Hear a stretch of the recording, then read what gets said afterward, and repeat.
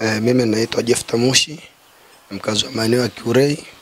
Mnamo siku ya Jumatano nilivamiwa na vibaka dukani kwangu. Ilikuwa ni majira ya saa 8 usiku.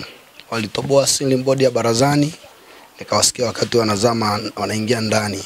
Kwa waliingia, karuka juu ya meza, waweza kuingia ndani na kuwasha taa ya dukani.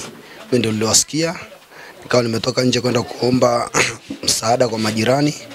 Hatimaye wakati naomba msaada, yule mwizi mmoja alinifuata na kuweza kuanza kupambana na mimi. Hivyo aliweza kunichoma visu viwili mkononi.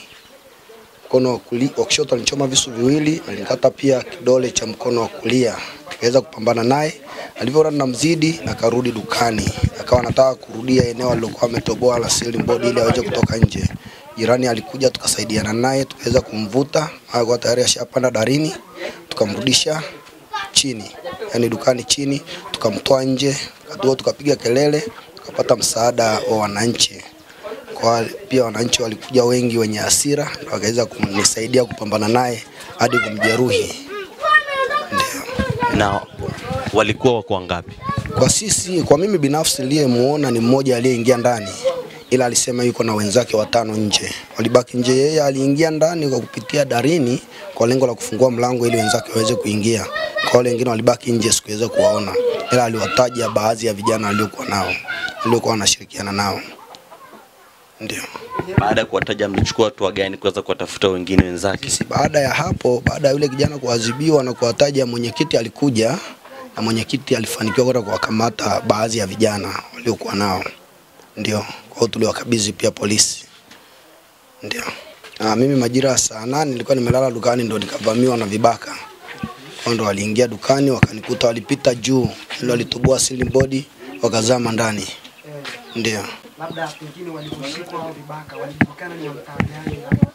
Huyo aliyeshikwa alijulikana, anatoka kijiji cha pili ngambo ya lami kule. Ndio. Elboru, anatoka Elboru. Ndio. Na waliokuwa wanashirikiana nao waliweza kushikwa na jeshi la polisi? Yupo mmoja alishikwa, wawili walishikwa na jeshi la polisi. Ndio.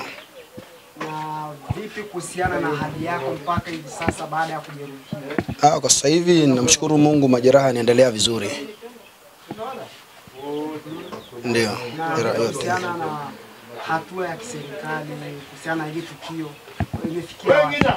Kwa kweli sijafuatilia, uongozi wa kijiji ndio unafuatilia, sema bado wanatafuta wale wengine ambao hawajakamatwa. Mimi hapa nilikuwa jirani, ilikuwa ni majira ya saa 8 usiku. Kwa tumelala ndani huko, tukasikia purukushani hapa nje. Baada ya hapo kaona mtu anapiga kelele, wezi wezi. Sasa baada ya hapo tukasikia dishi, kuna beseni la mboga liko hapo. Kaona yule mwizi amebondwa nalo. Baada ya hapo mwizi akatoka, akashuka hadi hivi getini. Baada ya kukuta geti limefungwa, akashindwa kutoka, akarudi hapa. Akarudi tena hivi ili kusema arudi pale alipokuwa ametoboa, apande tena juu kule arudi. Baada ya hapo akashindwa, akawa amevutwa tayari. Baada ya hapo ndo akatolewa huko akiwa ameshamjeruhi tayari baba hivi kwenye mikono hapa. Akiwa ameshamjeruhi na visu. Akaleta mpaka hapa. Kulikuwa kuna kisu cha mboga kilikuwa hapa. Akataka achukue nacho. Baada ya hapo akazuiliwa. Alivyozuiliwa ndo akaletwa hapa. Alivyoletwa hapo akawa anapigwa. Alivyopigwa akiulizwa kwamba ulikuwa na kina nani? Alikuwa ni hatoi maelezo mazuri. Mara anasema niliyekuwa naye simfahamu jina. Mara anasema yani alikuwa haonyoshi maelezo. Baadaye mwishoni alipopigwa sana ndo akasema kwamba nilikuwa na Julie, Ola, Noah, Tom. Ndo alisema hayo majina. Kwa hiyo yani kifupi ni kwamba yani huyo mwizi yani angechelewesha kidogo basi mmoja angekufa hapo. Bila kufa hivyo basi angefanya nini? Angekimbia. Maana alikuwa tayari ameshapanda kule juu na wenzake wako kule wanamvuta. Kwa majina naitwa Francis Gerson, mwenyekiti wa mtaa wa Kiurei. Mnamo juzi siku ya Jumatano nilipigiwa simu na wananchi, nikaambiwa kuna vibaka wamevamia dukani, wametoboa ceiling board, wameingia ndani. Baada ya kuingia ndani, mwenye duka aliwasikia, akatoka akaanza kupambana nao. Wakati anapambana nao, wengine wako nje, wakapambana, akaona anazidiwa nguvu, akatoka akakimbia kupita kwenye lile tundu lake alilotoboa na kuingia nalo. Mwenye duka naye akamkamata miguu, wale vibaka wakadandia ile ngazi pale ya gesi, wakawa wanamvuta wakimtishia kwamba tukizama huko ndani tunakuua. Sasa yeye alivyozidiwa wale, na alikuwa anapiga kelele, walivyoona watu wameanza kutoka, wale waliokuwa nje ambao walisadikika ni 2 au 3 wakakimbia. Walivyokimbia yule kibaka amedondoka ndani, anayo kisu. Ndiye akaanza kuchukua ikarai, sijui mnaniruhusu ninue. Wakawa wanamtoboa. Sasa wanapopambana anamtoboa mwenye duka na kisu. Yule mwenye duka akachukua ikarai, ndiye akawa na kinga nalo. Wakawa wanatoboa tu ikarai, mwisho akazidiwa nguvu, apigwa na wewe mwenye duka akadondoka chini, ndio akaamka, akamdhibiti kile kisu alichokuwa nacho. Basi wananchi wakawa wamejaa, duka likafunguliwa, japo hiyo vurugu haijaishia hapa dukani, walikimbizana na mwenye duka mpaka uani kwake, manake nyumbani kwake anakolala ni nyuma hii duka. Wakapambana huko uani, anatafuta kama ataona mahali pa kuruka, akakuta ukuta ni mrefu na kwa nyuma ya nyumba ni nyumba nyingine. Basi wananchi wakawa wamejitokeza kwa wingi, yule kibaka akasarenda. Wenzake wakakimbia, yule akatolewa, wananchi wamejaa, akakatwa, akapigwa. Tunafika hapo amelala chini, bado anaendelea kuwataja, ambaye alimtaja kibaka mmoja anaitwa Julius ambaye ni Concord huko mtaani. Akamtaja na mwingine anaitwa Baraka, na baadaye wazazi wake kuna mama hapa jirani ambaye ni shangazi yao na huyo kibaka anaitwa Mama Molel, alikuwa nesi pale Levolosio Hospital. Akawa anapiga ukunga msimu huo, maana mimi nilipofika nimekuta wameshamwekea tairi wanatafuta petroli, na hizo tairi unaweza kuziona zile pale kwenye kibao. Yule mama akasema msimu huo msimchome, ni ndugu zetu, tutawalipa kila kitu kilichoibiwa. Nilipofika mimi nikawapigia polisi simu, nikawaambia kuna tukio kama hili, na mimi nikawaambia kama kiongozi siwezi ruhusu mkamchoma mtu mbele yangu wala kumuua mbele yangu. Wakamchukua yule kijana, wakampakia kwenye Land Cruiser, wakaondoka naye. Sisi hatujalala, tukaondoka tukaenda kwa Julius. Kabla kwenda kwa Julius, wale ndugu zao walivyokuja, walikuja na yule Baraka yule akawa anajifanya ni mpya. Mjomba wake mmoja akamwambia, si kila siku Baraka nawaambia muache hayo magrupu yenu na kina Ino, manake aliyekufa anaitwa Ino. Akasema kumbe ndio huyo. Sasa ile Baraka alikuwa anatajwa, maaskari wakamkamata huyo Baraka wakamweka ndani. Sisi tukaondoka tukaenda kumkamata Julius, tukampeleka Central. Namshukuru askari kata wetu, kuanzia jana ametupa migambo wote wakata, kwa hiyo tutakuwa tunazunguka nao. Tulizunguka jana kuanzia saa 3 mpaka saa 10 usiku. Kwa bahati mbaya au nzuri hatujamkamata kibaka, tumewaarest watu wauza pombe za usiku na mabangi, lakini hakuna pia bangi tuliofanikiwa kupata, ila kila rumu ukiingia unakutana tu na harufu ya bangi. Kwa hiyo ndivyo tukio lilivyotokea. Mimi ushauri wangu kwa serikali, watuongezee tu ulinzi huko mitaani, kwa sababu kwa kweli kwa asilimia kubwa inaonekana polisi wanalinda lami.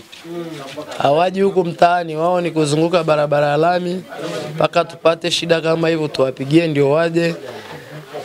Lakini kwa sasa kwa askari kata tuliyempata ni mzuri, kwa sababu naye anaenda front. Siku zingine tuko naye doria, siku zingine anakuwa kwenye kazi za serikali. Kwa hiyo tunamshukuru Afande James kwa kutupa ushirikiano mkubwa, kwa sababu amewapanish wale mgambo wote na amewaweka in list kwamba ndio walinzi wa kata yote ya Kiranyi. Na tumeanza hilo zoezi jana, na washauri tu vibaka wa mtaa huu sasa kwamba muda umeisha wa kuibaiba kwenye mtaa, kwa sababu ulinzi umeimarishwa na hatutarudi nyuma. Na siku za nyuma vibaka tulikuwa tunawajua. Mimi kama mwenyekiti nilivyochukua tamu, sikuwapelekea harassment ya moja kwa moja, niliwaita wazazi wao na watoto wao, tukakaa meza moja, tukazungumza. Bahati nzuri wazazi walinipa ushirikiano kwamba ni kweli watoto wetu ni wezi, tumehangaika nao, tumechoka. Sasa kama imefikia hivyo, chukueni hatua mtakayochukua. Kwa hiyo nikaongea nao, nimewazungukia familia zaidi ya 6. Baada ya hapo hali ikawa shwari. Kwa hiyo hatujapata tena tukio la huku mtaani kwa vijana wa mtaani. Ni vijana wakuja kama wanaotokea Ilboru. Japo wanasema kuna wasoma ramani wa mtaa huu, taarifa ambazo sio rasmi na uwezi na hawajatajwa siku ile siku ya tukio, ila inasemekana tu sasa wananchi wanasema huyu no na huyu Baraka kampani yake ni akina fulani na fulani na fulani.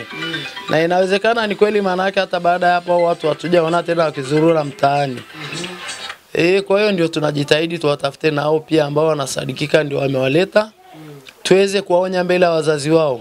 Kama wataendelea, sheria ichukue mkondo wake. Sasa wewe kama mwenyekiti unahakikishia vipi usalama wananchi wako? Sina hakika ya moja kwa moja, lakini kwa asilimia fulani, na hata tangu nimeshika hatamu imeonekana hata wananchi wanakubali ni kweli. Na kazi sio hiyo tu ya vibaka na wananchi, kuna kazi za barabara. Nafikiri mnaona kama mlivyonikuta, mmenikuta niko site natengeneza mabarabara. Nafikiri hata kipindi kingine mliwahi kunikuta mahali pale Munshai natengeneza barabara, mkatengeneza kitu kama hiki. Kwa hiyo kazi sio moja. Ninachoomba ni wananchi wanipe ushirikiano na viongozi pia wa juu yangu wanipe ushirikiano, kwa sababu tuna diwani hapa, tuna mtendaji wa kata, tuna mtendaji wa kijiji. Lakini sasa huwa kwenye issue ambazo ni nzito, ukiwaita watu kama hao hawakusaidii chochote. Hata ukienda mahali labda kuna beacon za serikali iliwekwa kwamba itakuwa barabara. Ukitaka kufungua barabara ukikutana na vikwazo wa wenye maeneo, ukiwaita watu kama hao nao wasema ni diwani, mtendaji kata na mtendaji wa kijiji, hawakanyagi maeneo kama hayo. Wanakanyagaga wenye matukio tu yenye hela labda au matukio ya sherehe, hata vitu kama hivyo. Lakini swala la maendeleo kwa kweli hatupati ushirikiano, si wenye viti na viongozi wetu wa juu. Ombi langu kwa serikali, kama wangeweza kutusaidia, polisi waongezeke, kwa sababu ya askari mmoja huyu afande James atoshi mwenyewe. Au tuangalie namna, maana yake tuna maeneo ndogo ndogo zilizobaki kwenye kata yetu ya Kiranyi, wakiweza kutokea kituo cha polisi ingesaidia sana, watu wangeogopa kidogo. Sasa tukipata shida hapa, saa nyingine ukienda hata Kaloleni unaambiwa nenda Tengeru, nenda Usa, ndio Arumeru, ndio Arusha DC, nenda Ngaramtoni. Sasa hiyo nakuta ni usiku mnene, nakuta ni yani kuna shida za namna hiyo ndogo ndogo. Kwa hiyo nafikiri yangu ndio hayo. Kwa majina naitwa Baraka Omari Abiho. Mimi ni mtoto wa mtu aliyevamiwa. Japokuwa kwa siku hiyo sikulala nyumbani, nilikuwa kwa mjomba. Lakini nilipigiwa simu majira saa 8 usiku kwamba nilipigia simu na jirani saa 8 usiku, anasikia kelele karibu na nyumbani kwetu. Baada ya kukata simu ilibidi nimpigie mama. Nilipompigia mama akaniambia kuna vibaka wamekuja wamemvamia baba dukani. Ikachukua hatua ya kuondoka kule na kuja kusogea karibu na eneo la tukio, kusogea nyumbani. Nilipotoka nyumbani nikuta watu washaja, mwizi ashakamatwa, ashapigwa, ameshamtaiti, alikuwa yupo chini. Baada ya hapo kuna baadhi ya wananchi walikuwa wanasema achomwe, wengine wanasema aachwe. Akafuata mwenyekiti, akapigiwa polisi. Polisi wakafika wakamchukua, akapelekwa. Na baada ya kufika huko, baada ya muda fulani kama masaa 2 tukapata taarifa ile kijana amefariki. Mimi naitwa Daniel Otokodwa Kimolel, balozi wa eneo hili la kwa Mchaga. Siku ya Jumatano muda wa saa 8:30 nilipigiwa simu na Mchaga kwamba amefamiwa na waizi. Nikatoka muda huo nikafika kwa Mchaga, nikakuta mwizi ameshakamatwa, amelala chini. Nikamuuliza mwizi, wewe ni nani? Akaniambia mimi ni kijana wa mzee Johnny Shoko. Baada ya hapo nikamuita Mchaga, nikamwambia twende tukamwamshe mwenyekiti ili tuje tushirikiane ili tukio tujue kwamba linakueje. Tukateremka na Mchaga, tukaenda tukaja na mwenyekiti. Baada ya kufika na mwenyekiti tukamkuta wananchi wameshamtoa, wamemleta hapa barabarani muda saa 10. Kwa hiyo baada ya muda wa saa 10 ndio maaskari wakaja, tukakabisi kwa maaskari. Sisi tukabaki na mwenyekiti, tukachukua vijana, tukaenda tukamkamata mwizi mwingine. Baada ya kumkamata mwizi mwingine, mwenyekiti akadili naye, ndio akamteremsha akampeleka Central. Kwa hiyo Hiyo ndio msaada wangu mpaka imefikia hapo.